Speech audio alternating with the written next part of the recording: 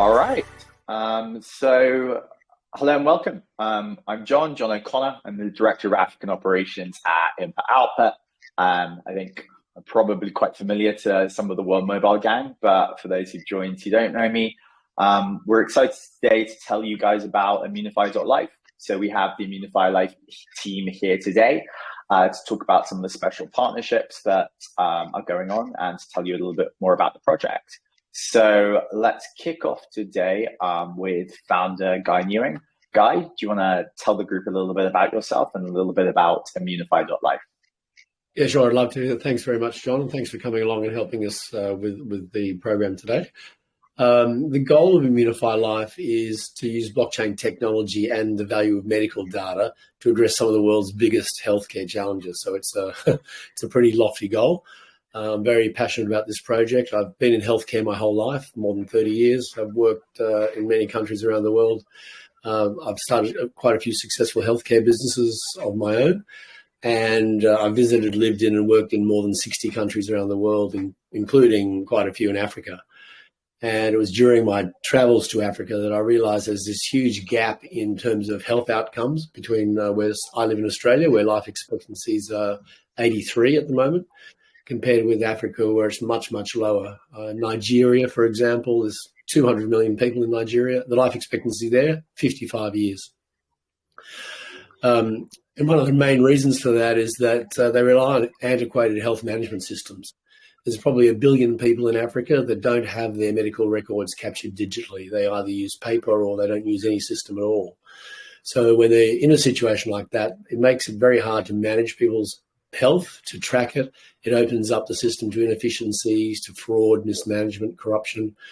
And so it's really a very bad cycle. And the other thing is people are very poor in Africa, as you can imagine. Some people are earning $2 or $3 US a day, and they don't prioritize their health. And things like visiting the doctor are really the bottom end of their priority list. You know, getting food on the table is really the most important thing. So we've developed a very simple health management ecosystem that has a patient app, a clinical app that allows doctors to collect the data, and the Immunify Life token, which really fuels the whole system, powers the whole system. And its goal is to give people control of their data. Their data has inherent value, and we're using decentralized technology to give them the power to profit from that data and improve their health and well-being. So basically, I'm not going to go into huge detail about the program, but it's delivered at no cost to end users. So patients, hospitals don't pay for the system. It only requires a mobile phone and a data network to work. And it has a incentivization program which uses the Immunify token to drive pro-health behaviors for doctors and healthcare workers. And it is really powered by collecting granular, real-time medical data, which has commercial value. So the whole program is funded by commercializing the data. So that gives you a bit of a snapshot about the program and what we're all about.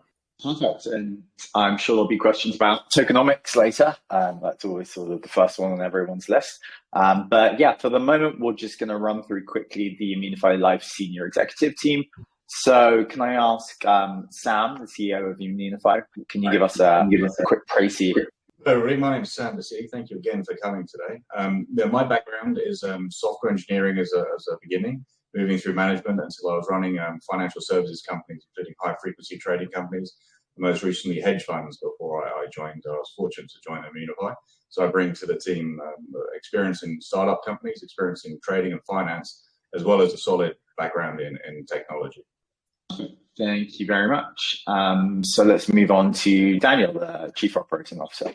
Yeah, thanks, John, and welcome everyone to the AMA. My name's Daniel Kenny. I'm the Chief Operating Officer at Immunify Life, and like Guy, I've spent my career in healthcare, working with large pharmaceutical companies with a focus on clinical trials. And before joining the pharmaceutical companies such as Roche and Baxter, I worked at university level doing clinical research.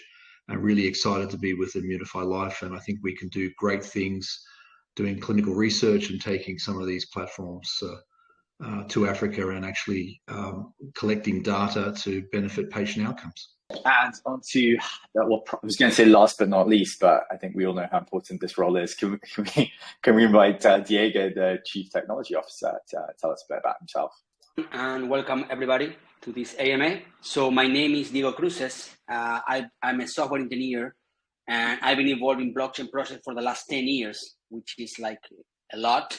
And I'm originally from Argentina, South America, which is the great place to be for blockchain, because that's the huge country. Not huge, it's a tiny country that needs huge disruptions. So I've been involved in software technology projects from there. And now I'm pretty excited and happy to be sharing with you guys what we are doing here in this area that is still not disrupted. And we hope to disrupt a lot with the blockchain tech. So I'm pretty excited about it. Thank you, John.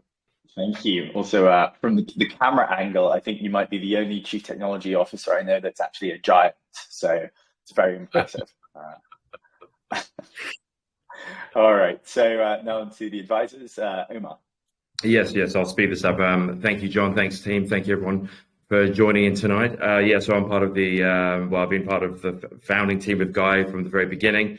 I've been in the space since 2012, playing around with Bitcoin, been part of a crypto consultant firm in Sydney in 2016, building projects since then. And this definitely is one of my favorite projects when it comes to any sort of blockchain projects, real-fi projects. So it's been really fun building this with the team, and getting to the place where we are today. So I'm very excited, and we've got a lot coming, so it's going to be great to talk about it. Yeah, and hi guys, my name's Tony. I'm part of the blockchain team here as well. Also been in crypto for a long time, but also have a background in gaming and gamification. So really enjoy working with the boys here, and let's get into it. Fantastic. And that's where the blue headphones come from. So no doubts about your qualifications. All right, guys. So perfect. So the purpose of sort of the AMA here today is, I think, for the team to talk a little bit about the strategic partnership between World Mobile and Immunify. So I think, Guy and Sam, you've got some items that you want to sort of cover and tell the community about.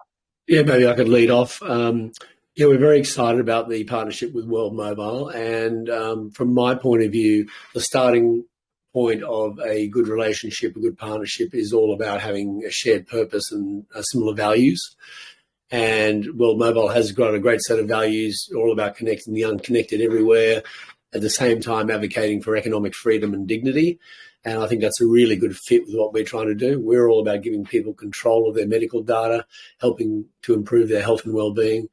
And of course, we are a data collection organisation, and we rely on a data network to do the heavy lifting for us. So you can see that World Mobile is doing the last mile, connecting the unconnected, and this is the same sort of geography, the same places that we want to go to deliver healthcare. So it really looks like a very useful and productive partnership in the making. So to follow on with what Guy is saying, the synergies between World Mobile and Immunify are very obvious.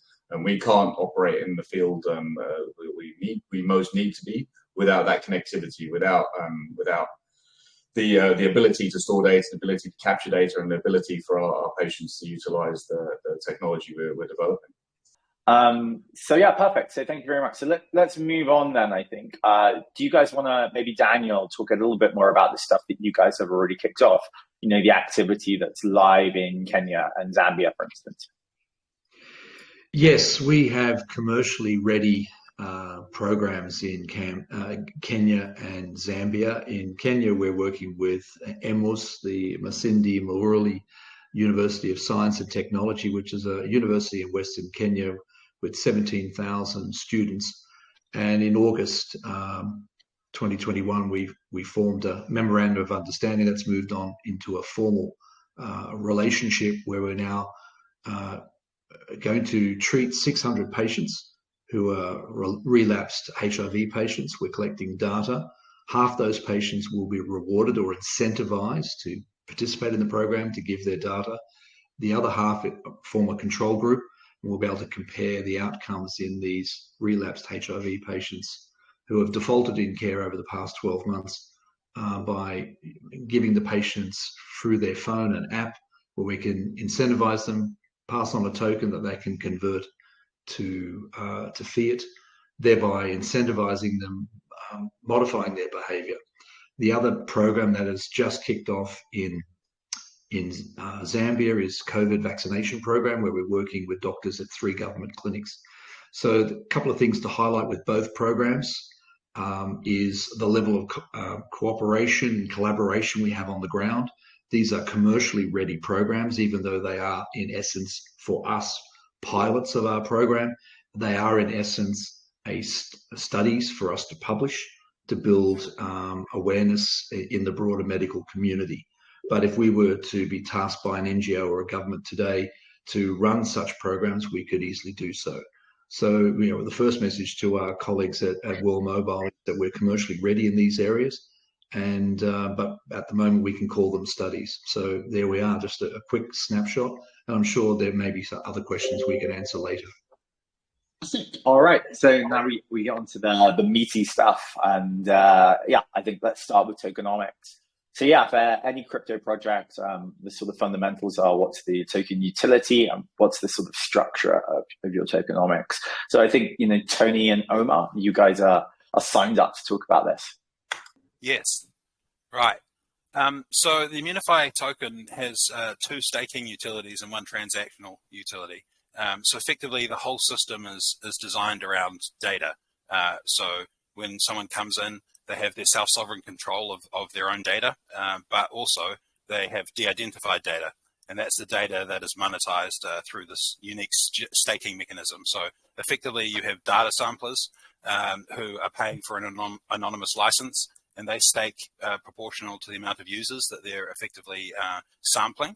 And that goes across as a fee to users, patients, crypto enthusiasts who also stake on the other side to receive these fees and the transactions between. So effectively that's sort of the underlying crux of the whole platform is data and de-identified data and monetizing that. Cool. Omar, do you want to add anything to that?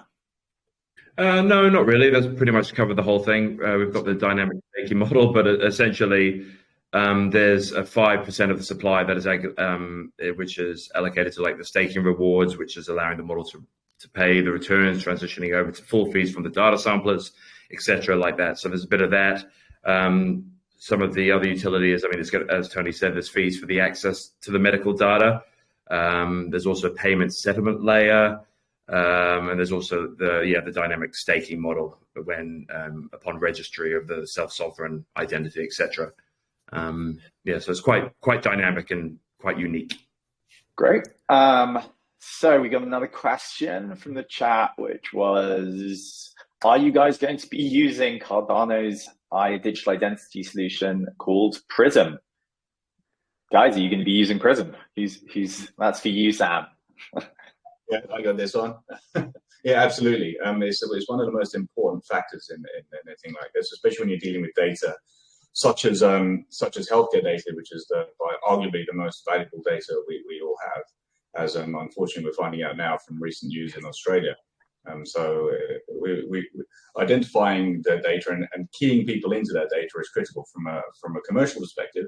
It's important to know where that information comes from, the ability and legal ability for the user to opt in and opt out. From a security perspective, to make sure that the right people have access to that data, and also from an integrity perspective, again tying back to the security, ensuring that only the right people have the right access to the right data. So it is definitely an area or a tool we're investigating and planning to optimize.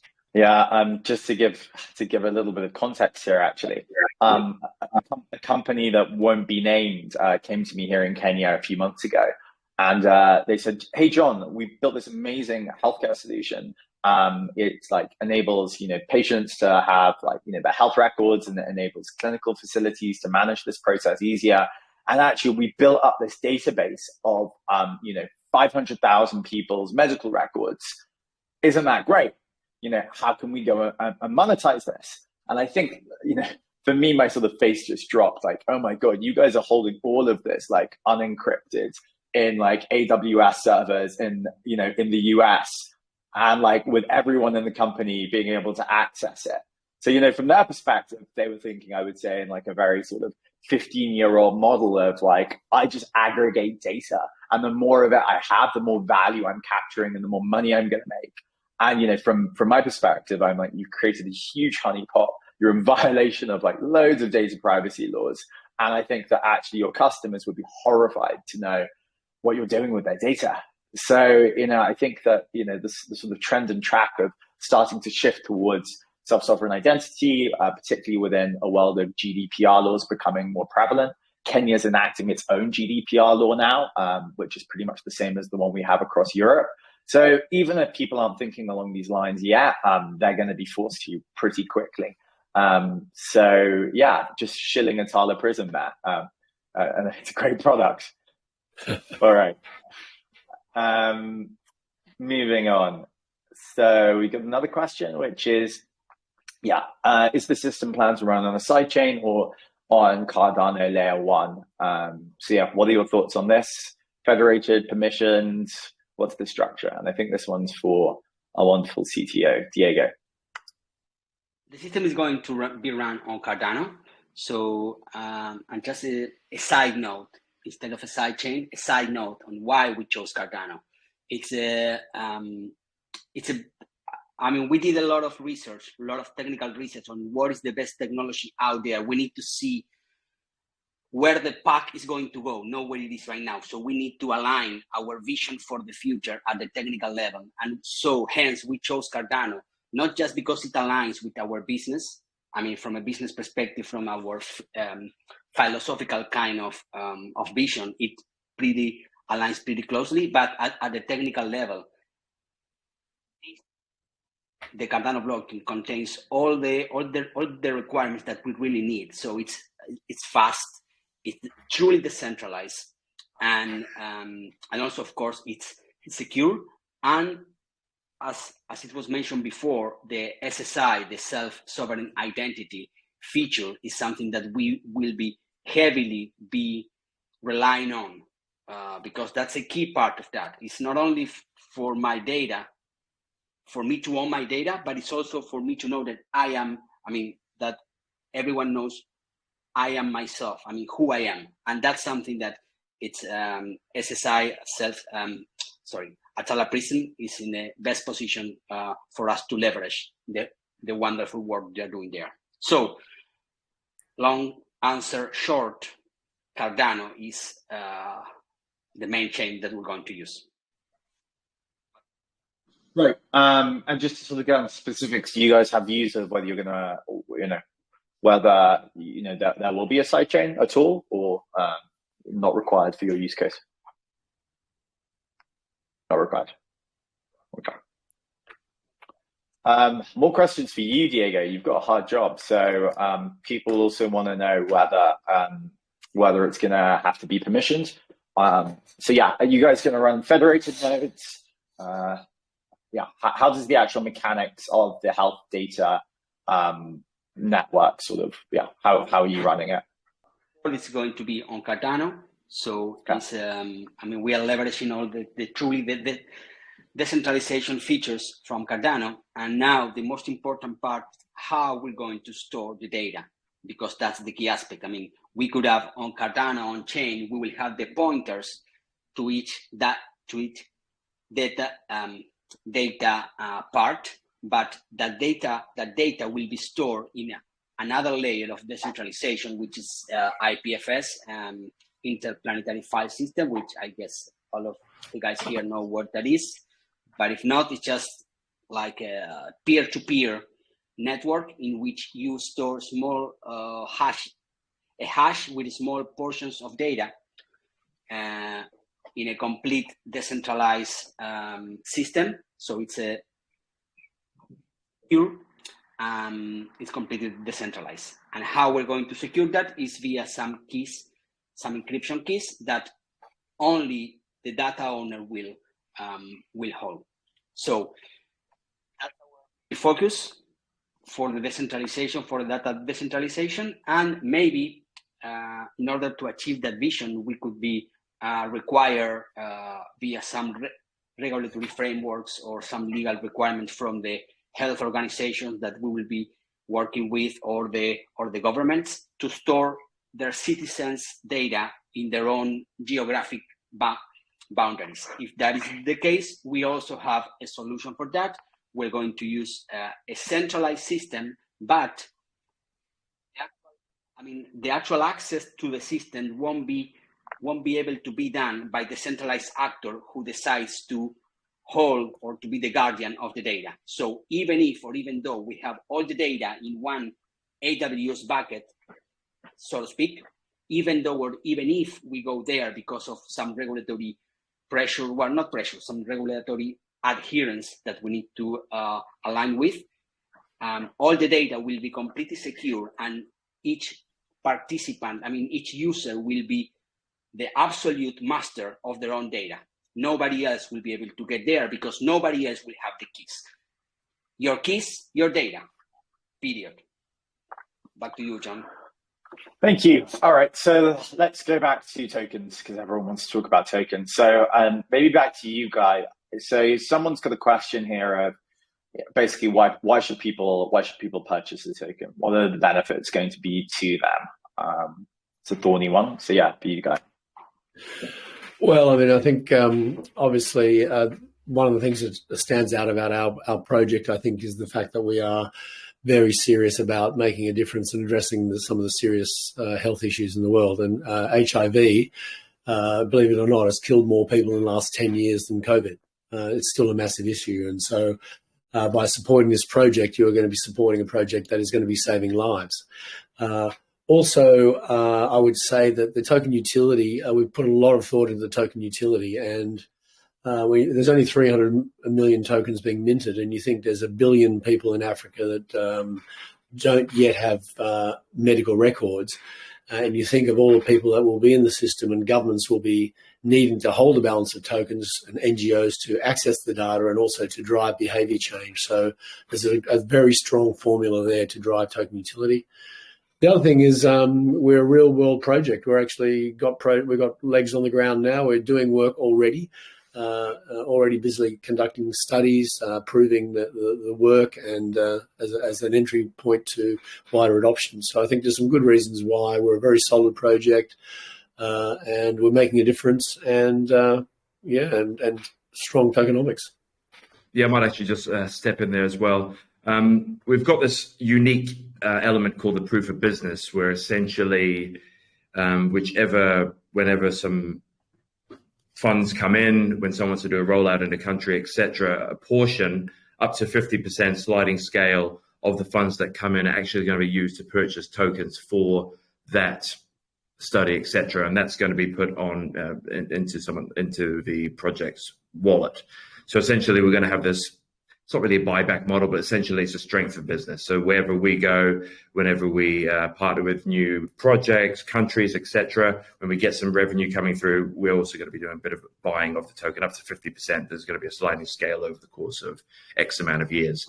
So that's quite unique and something that we're essentially just proving that we're going to be getting some business, and that's going to go back into the token, of course.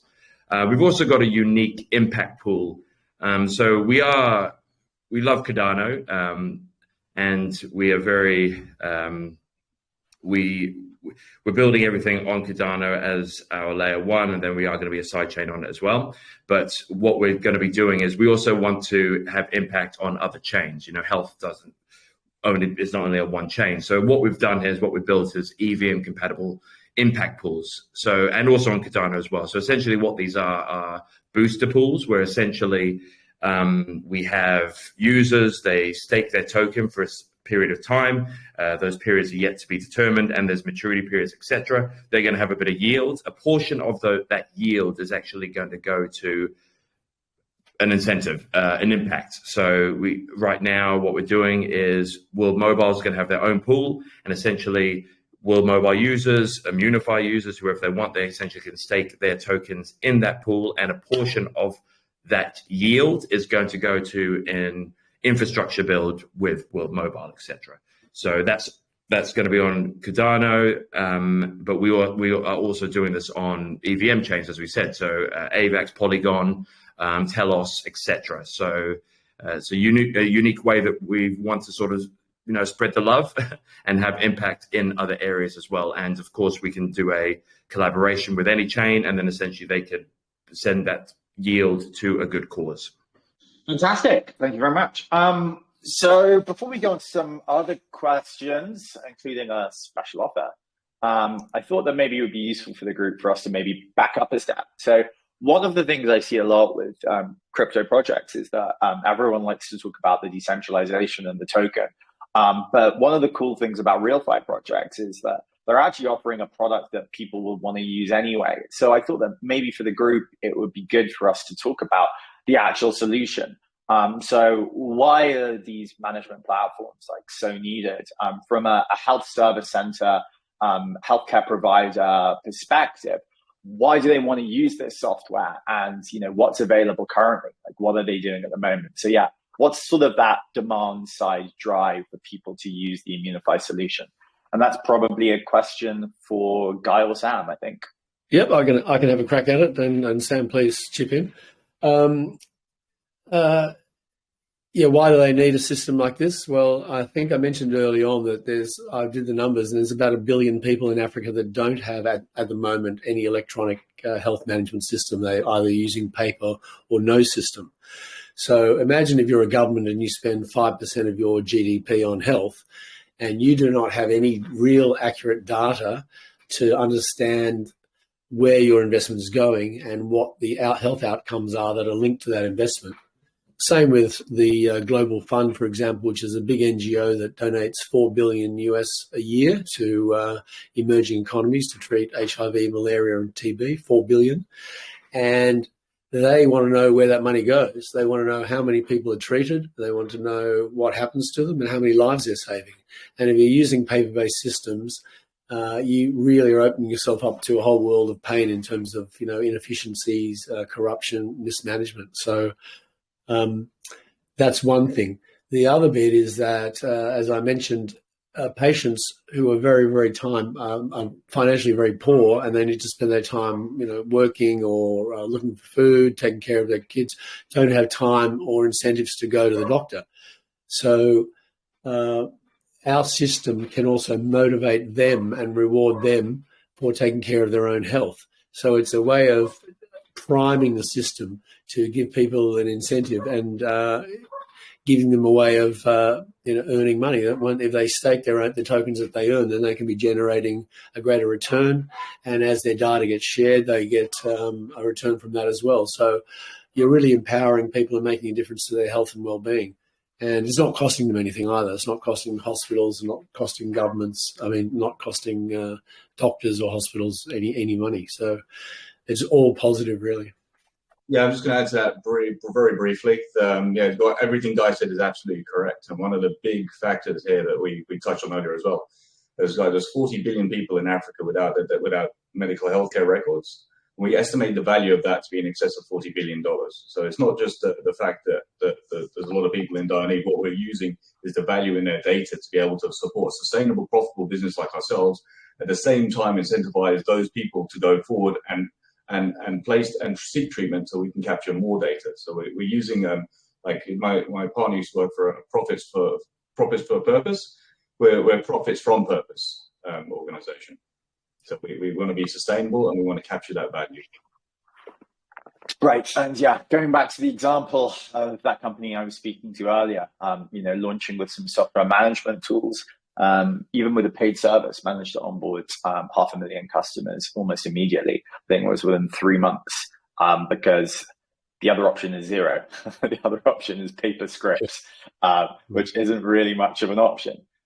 Okay, so guys, I think that we've gone through a lot of it. I think that just if I look through some of the questions, maybe there's a high level question here about revenue streams for Guy, and then we'll follow that up with basically expansion plans and the roadmap afterwards, which is for Daniel. So Guy, why don't you start with revenue streams?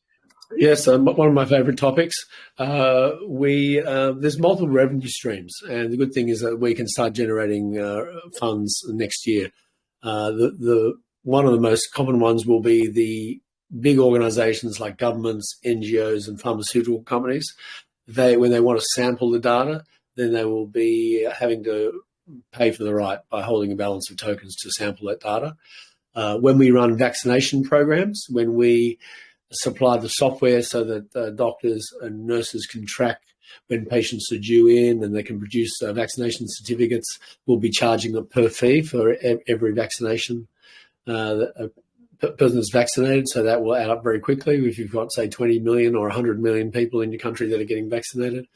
And also from when we implement disease management programs, I mentioned the Global Fund, for example, they invest $4 billion a year in emerging economies and health, and we will provide them the system they can use to track the implementation of their program, and we will charge just a small percentage of the cost of that program as a fee. So you can see there's distinct revenue streams, and all of them are pretty easy to implement and should be coming online after halfway through next year.